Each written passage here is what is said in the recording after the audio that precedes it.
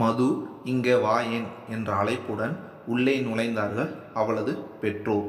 என்னம்மா என்ற கேள்வியுடன் எட்டி பார்த்தவளுக்கு அவர்களின் கைகளில் ஒரு பார்சல் இருந்தது. இந்தாம்மா, இதை எடுத்து கொண்டு போய் சாமி படத்திற்கு கீழே வை என மதுவிடம் தந்தனர் அவளது பெற்றோர். அவளோ எதுவும் கேட்காமல் வாங்கி கொண்டு உள்ளே சென்றாள். அந்த பார்சலை சாமி படத்திற்கு கீழே வைத்துவிட்டு திரும்பும் வேளையில் அந்த பார்சலை பிரித்து அதிலிருந்து ஒரு பத்திரிகையை வெளியே எடுத்து வைமா என்றார் அவளின் அம்மா. என்ன பத்திரிகை என்று பிரித்து பார்க்கையிலே தெரிந்தது அது அவளோட கல்யாண பத்திரிகை என்று. ஒரு நிமிடம் என்னவென்று அவளுக்கு புரியவில்லை. அம்மா, என்னம்மா இது? இதில் என் பேர் போட்டிருக்கு என்றார். அதை அங்கே வைத்துவிட்டு இங்கே வா என்று கூப்பிட்டு அவர்கள் அருகில் அமர வைத்தனர். அவள் தலையை கோதியவரே, திடீரென இப்படி சொல்கிறோம்னு எங்களை தப்பாக நினைக்காதம்மா.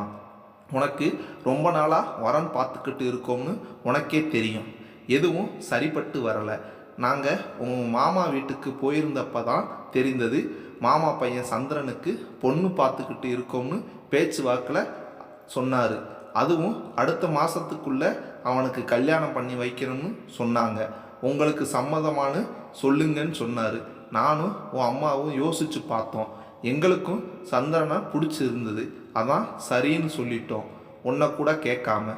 ஆனால் நாங்கள் சரி சொன்ன உடனே தேதியை குறித்து பத்திரிக்கை அடித்து கையில் கொடுத்து அனுப்பிட்டாங்க என்றனர். பொண்ணை பையன் பார்க்க வேணாவான்னு கேட்டதுக்கு நான் அவளை கல்யாணத்தில் பார்த்துக்கிறேன்னு சொல்லிட்டாமா சந்திரன். எங்களுக்கு ஆச்சரியமாக போச்சு. ஆனால் உங்கள் பொண்ணுக்கு என் பையன் படத்தை காட்டுங்கன்னு சந்திரன் போட்டால் கொடுத்து விட்டாங்க. இந்தா பாருமா. மது கைகளில் வாங்கியவுடன் அவளது பெற்றோரை பார்த்தாள். என்னம்மா, எங்கள் மேலே கோவமா? உன்னை கேட்காம சரி சொல்லிட்டோம்னு?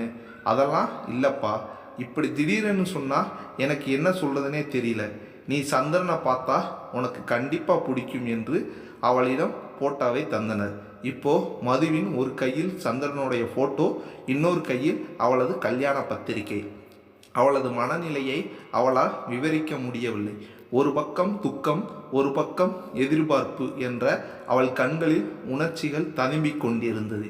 இன்று என் கைகளில் இருக்கும் பத்திரிகை எத்தனை சோதனைகளுக்கு பிறகு என்னிடம் வந்திருக்கிறது என்று அவள் மனம் மகிழ்ந்திருந்தது.